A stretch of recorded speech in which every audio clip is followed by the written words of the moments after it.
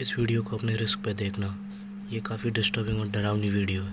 कमज़ोर दिल वाले अभी वीडियो बंद कर दें। Put both his feet in the jar.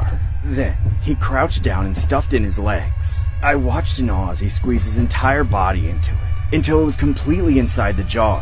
His face was visible, but was completely smushed up against the glass, and I could finally see his face. He looked to be some balding middle-aged guy living in a drafty old apartment. Then, with his one free arm, he reached over and grabbed a lid and somehow managed to put it on top of himself, closing the jar with his entire body sealed inside. I couldn't tell if the pressure was distorting his face or if he was just crazy, but he smiled at me very disturbingly, like he was waiting for me to applaud. I didn't have any words. I couldn't comprehend how a grown man had fit himself into something so small. Well, what do you think?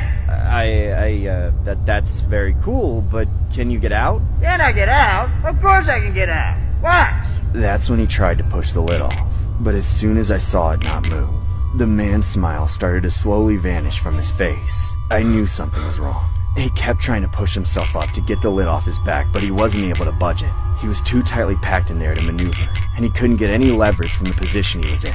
All of a sudden, panic was written all over him. His face turned red and puffy, and he frantically tried to move whatever he could, but all of it barely amounted to anything more than rattling his cage. Quickly, it started to seem as though he was having trouble breathing, too. Help me! I can't move, I'm stuck!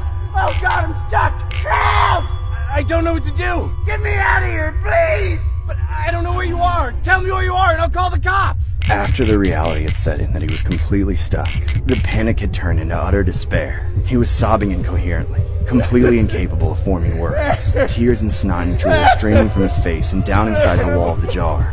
What is your location? Tell me! I'm in my apartment. Please come find me. Please. Come find me. What's your address? Please, that's all I need to know and you'll be okay! Damn it, man, focus! No! No! It only took me a second to realize what I had done. I became so panicked and frustrated that I accidentally pressed the skip button when I banged my fist on the table, causing me and the stranger to be disconnected forever. I'll never be able to properly describe that sinking feeling I felt in that moment, knowing I had just doomed that man to his unusual fate of slowly suffocating, trapped, alone, unable to move. My hands were shaking uncontrollably. I didn't think there was anything I could do. If I called the police, they wouldn't be able to find him since I never heard his address. I didn't record any of it, and there's no way of knowing where somebody is from Omegle. Without a better idea, I swore to never go back on there.